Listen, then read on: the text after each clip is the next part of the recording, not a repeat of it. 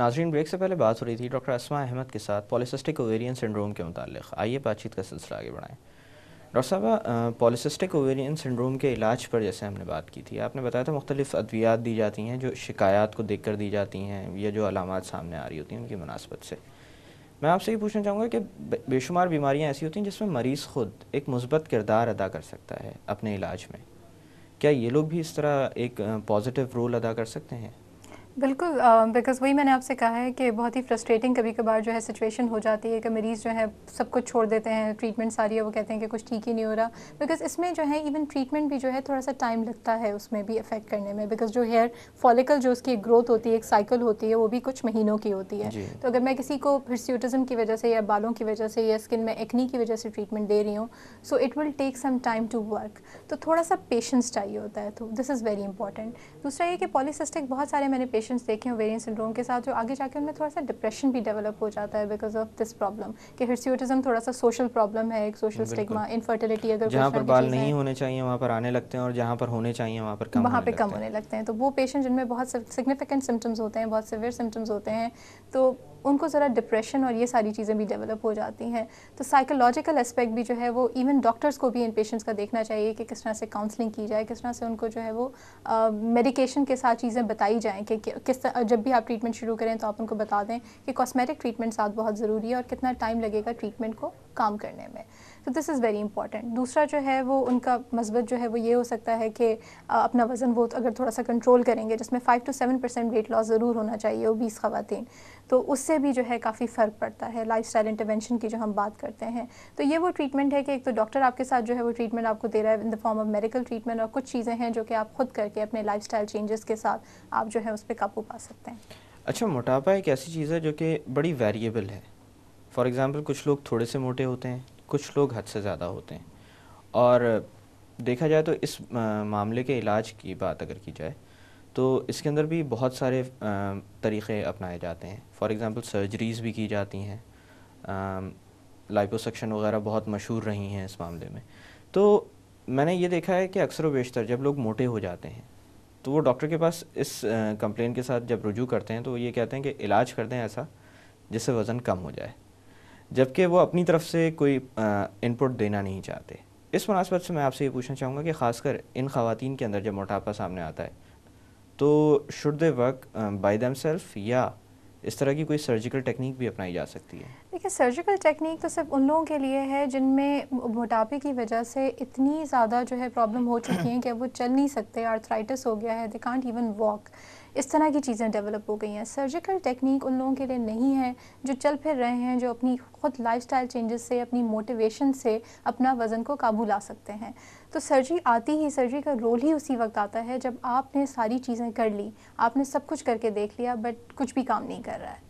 और उसमें सारी चीज़ें करना ये नहीं है कि मैंने 15 दिन वॉक की या मैंने 1 महीना जो है एक्सरसाइज की, उसके बाद मैंने छोड़ दिया, फिर मैंने कहा कि कुछ नहीं हो रहा तो मैं अब सर्जरी की तरफ चले जाऊँ।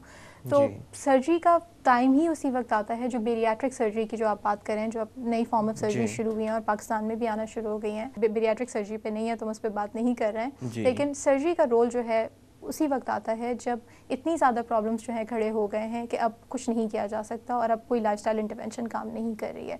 और सर्जरी के लिए भी उन्हीं को लोगों को भेजा जाता है, मतलब जो हम मेडिकल डॉक्टर्स होते हैं तभी भेजते हैं सर्जन्स के पास, जब हमें पता होता है कि अब इतने प्रॉब्लम्स हो गए हैं, इतनी कोमोबिडिटीज़ हो गई हैं ओबेसिटी की वजह से कि उसका अब कंट्रोल में आना बिल्कुल भी मुमकिन नहीं है, जितने भी लाइफस्टाइल चीज़ें कर लें, जितनी भी वो कर लें।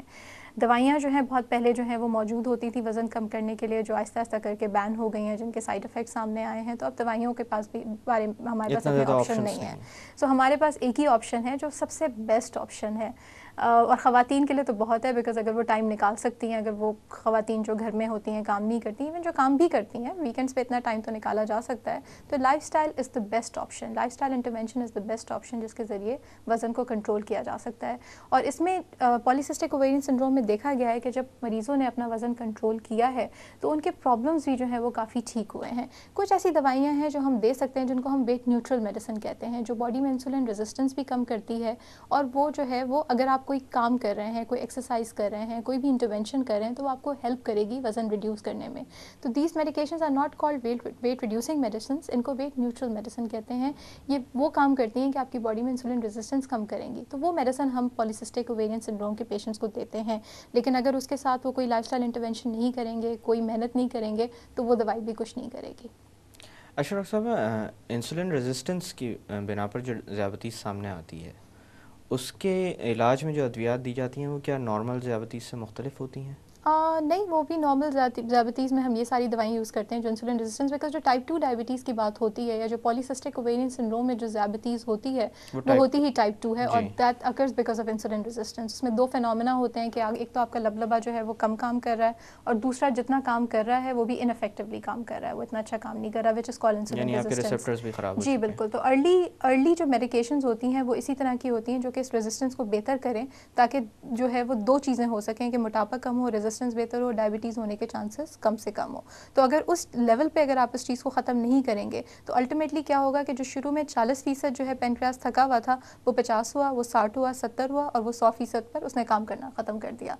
तो ये वो स्टेज होती है जब डायबिटीज़ डेवलप हो जाती है, अब आप कुछ नहीं कर सकते। तो जो स्टेज रेजिस्टेंस वाली स्टेज है ना, जो होना शुरू हुई है, वो मेन स्टेज है इवन पॉलीसिस्टिक ओवेरियन सिंड्रोम के पेशेंट्स में, कि आप उस पे जो है उस टाइम पे इंटरवीन कर लें। गर्दन काली होना शुरू हो गई है, वज़न बढ़ना शुरू हो गया है, कमर का नाव ज़्यादा होना शुरू हो गया, आप उसी टाइम पे अगर इंटरवेंशन शुरू करेंगे तो आप डायबिटीज़ को, आप कार्डियोवास्कुलर डिजीज़ को, इवन आप अपने बिल्कुल इवन आप अपने पॉलीसिस्टिक ओवेरियन सिंड्रोम के सिम्टम्स को, जिसमें हिर्स्यूटिज्म है, ख़वातीन जो कि प्रेगनेंसी जिनको नहीं अचीव हो रही होती, कंसीव नहीं कर पाती हैं, जब उन्होंने वज़न कम किया है तो प्रेगनेंसी रेट्स बढ़ते हैं उसकी भी वजह से।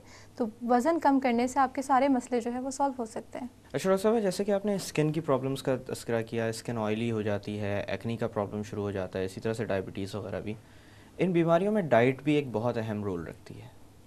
तो इन लोगों को अपनी डाइट किस तरह से मॉडिफाई करनी चाहिए?